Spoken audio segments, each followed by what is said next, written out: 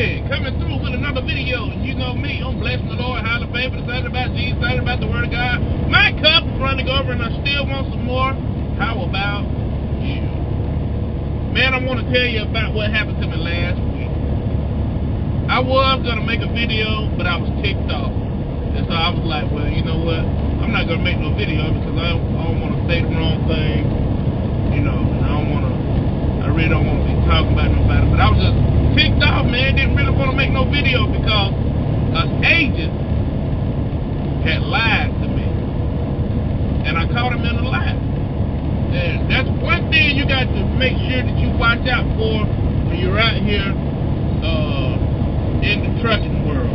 You got to make sure that everything that the agent is telling you, that is on that piece of paper, that is on your bill of lading or your rate con. And anything else that's not on there, you need to be bringing it up to their attention, asking questions. You know, there are a lot of questions that you can ask to the agents. And so, you know, where is this load going? Where is it picking up from? How long do I usually have to sit at the shipper? How long is it drop and hook? Is it live load? Is it live unload? You know, there are a lot of things that you can do to ask the question. You know, am I getting paid for detention if I have to stay open? How much is detention? You know, how long does it usually take for detention to pay? And so you have a lot of questions that you can ask. You know, how much is what's the breakdown? What's the line haul? What's the fuel surcharge? Is there any loading or unloading pay? You know, and so there are a lot of questions. You always got to make sure you check that rate con to make sure it lines up with what they're saying.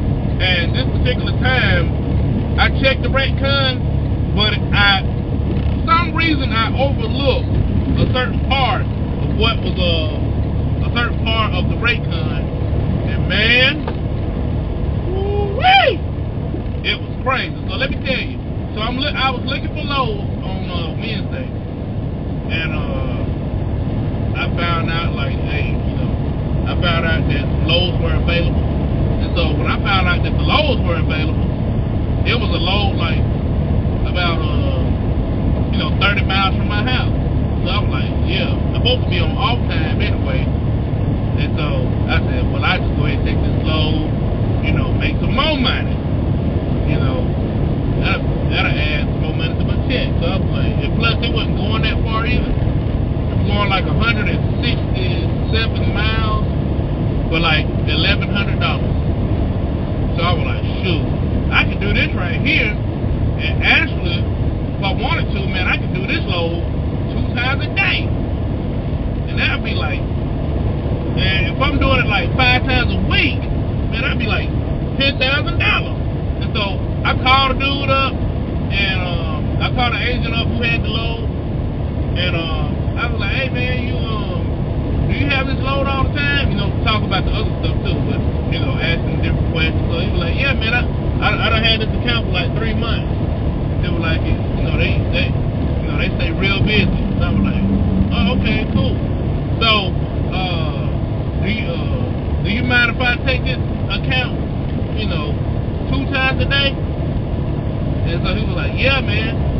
And so then he sent me an email and said, now I would love for you to be on this account 2 times a day. That'll be easy money for me, easy money for you. So I was like, bet, that's what it is then. So I just picked the load up out of Calhoun and dropped the load in McAllen, pick up the trailer, because he told me it's dropping hook. He was like, once you, and these are the words that came out of his mouth, once you drop the trailer, you get another trailer and just come on back to Calhoun, and once you get another trailer from Calhoun, you know, they'll load you up and you shoot over there to McAllen. Now McAllen is over there by Birmingham, and I went over there to drop off at the Home Depot. Now, if you don't know about Home Depot,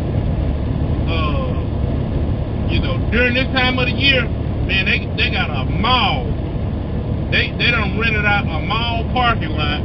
It's an old abandoned mall, but they done rented out this mall parking lot to store extra trailers.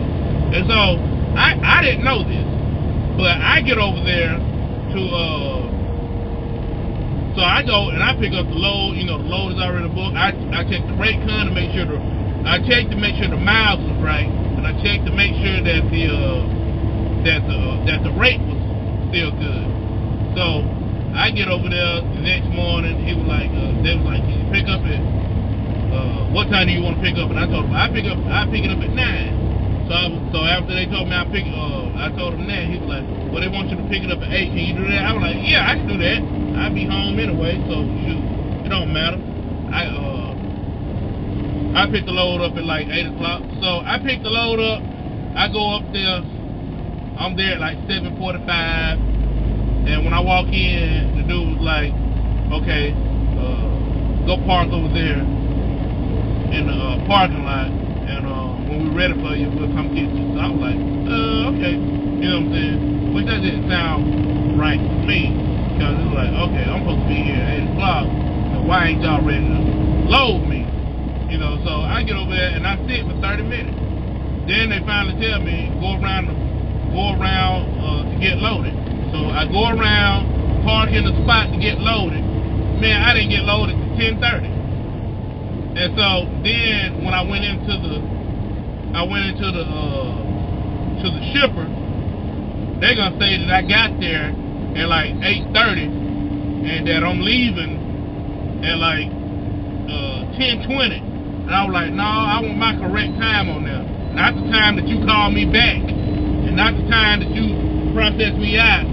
You know, I want the actual time that I was here and the actual, so they put it on there. And so when the guys put it on there, you know, I took off and I called the agent. You know, I didn't get in touch with the agent. So I got to Gadsden, Alabama, to the petrol to get some fuel, and I figured I'd call the agent again. Didn't pick up the phone. So I was like, man. I said, okay. So I get to the shipper, to the assignee, and I was like, and I tell them at the guard shack, yeah, this is drop and hook. I'm just, where do I need to drop my trailer at? And do y'all have any, where are the empties at? They were like, we don't have any empties. I was like, what? I was like, no, we don't have any empties. And I was like, man.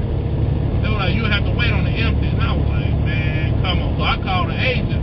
Agent ain't picking up the phone. I'm like, now, I know I probably called him when it was lunchtime, so, you know, it's past lunchtime now. So I'm trying to figure out, where is this dude at? And so then I go to, and by this time, I'm just like, heated, because the next day, I have to go pick up a load that's like, that's paying like close to $2,000 and going like 400 miles. And so I'm like, man, come on, man. You telling me you ain't got no trailer? So then after that, they were like, well, you can't drop it here. You got to take it like 10 miles down the road and drop it at that abandoned mall I was telling you about earlier. So I go, take the thing down the road and drop it there. Then I go and I asked them, hey, man, y'all ain't got no empty trailers over here? They were like, no, it's only loaded trailers over here. But it may be a few empties back there. If you find an empty back there, you can take the empty trailer. So I was like, cool, bet. So I bagged my trailer up, and I see one of the trailers that we usually use, that Landstar usually use. And so I go open the trailer up, ain't nothing in it. I'm like, man, yeah, I'm about to dip. I'm going straight to go get my other load. So I hook up to the trailer. I pull out. Once I pull out, man, this dude comes up. It was like, where do you think you're going? And I was like, I'm going to go pick up my other load. Like, what's going on, dude? I'm not letting you take that trailer. I was like, hold up now. We're allowed to use these trailers. So he's like, I'm not letting you take this trailer. And I was like, okay, man, like, calm down. Now, by this time, I'm really having to use some self-control because I wanted to jump out the truck. You know what I'm saying? But I'm glad I had some self-control. But he told me that. So long story short, I go back, I drop the trailer, and so I'm trying to figure out like what's going on. So I finally called the agent again and tell him, hey, look, man, I'm down. I tell him, and I finally get in touch with him. Hey, man, I've been calling you. Yeah, man, I've been extremely busy. So I'm like 5 miles down the road at the Petro, just chilling, because they telling me it's gonna be a while before I get a trailer. So the agent was like, yeah, man, I don't know what happened, man. Now they're saying that it's gonna be a while before you get the trailer. Let me make some phone calls, and I'll call you back in a few. And I was like, okay, cool. Now by this time, I'm thinking in my mind like I'm not gonna have a trailer, so I might as well call the other agent that I got the load with. And come to find out, the other agent that I got the load with for Friday, that I have to pick up in Tennessee and take that down to Florida. Take that down to Georgia. Come to find out, he does those Home Depot accounts all the time, and he do like 30 to 40 of them per day. And it's him and another agency that does them. And they're the only ones that's allowed to go in there and drop and hook, because they have a trailer pool. And so they're the only ones that's allowed to go in there and drop and hook. So I was like, man. So he was telling me, yeah, man, we're the only ones allowed to go in there and drop and hook. So whoever this other agent is, that say they've been doing it for 3 months, they lying to you. So you may need to call trailer utilization. And they were like, because I done seen people wait for a trailer for like 72 hours. And I was like, man, no. So I hang up the phone with him, call trailer utilization, and tell them, hey, look, I need a trailer because what just happened, to make a long story short. So they telling me, yeah, I don't see this agent's name even on the trailer pool, so you're gonna have to wait. And at Home Depot is usually a 12 to 24 hour wait. So I'm like, oh man, come on. So once she tells me it's a 12 to 24 hour wait, she calls the agent to figure out what's going on. And so once she calls the agent to figure out what's going on, she gets off the phone with me, and then the agent calls me. Now all this time I've been calling you this whole time. Now it's hard for me to get on the phone because now you're calling me. So then he tells me, yeah, Larry, I don't know what's going on, but my boss had done worked out something to where it's like, I didn't even know you have to drop the trailer for like 12 to 24 hours. And I was like, man, I didn't even know this. Well, am I even gonna get paid detention for sitting here? He was like, yeah, Larry, we're gonna work out something where you can get paid for sitting there for your long wait or whatever. Because I didn't even know anything about it. So I was like, man, okay. He was like, and then he was like, I'll call you back tonight. If I don't call you back tonight, I'll call you back first thing in the morning. So I was like, okay. So I had got the security guard number, that number, but every time I called the number it would hang up like automatically. And so I had when I woke up Friday morning, I called about 3 times, and they did the same thing. So I was like, man, what's going on? And so then after I called, when I called the guard shack, I got a phone with them, and I called the agent. And he was like, yeah, man, I've been busy all day, man. Busy all morning, trying to call these people. And I'm like, oh, okay, cool. Cause I've been trying to call them too. He was like, let me call them back and see what's going on. So he calls them, and then calls me back and says, yeah, man, it seems like the phone just keep hanging up. Well, that lets me know right there that you just lied again. Because you would have told me that every time you call, the phone keep hanging up. But now, after you call a couple times, now the phone is automatically hanging up. Now, see, that lets me know right there that you were lying to me. And so then after that, I said, hey man, well look, just check this out right here. Did you discuss the detention pay and how much I'm gonna pay for detention and stuff like that? So he was like, yeah, well, we're not gonna be able to get detention pay because look on your bills. I can send a snapshot. I can send a snapshot to you right now.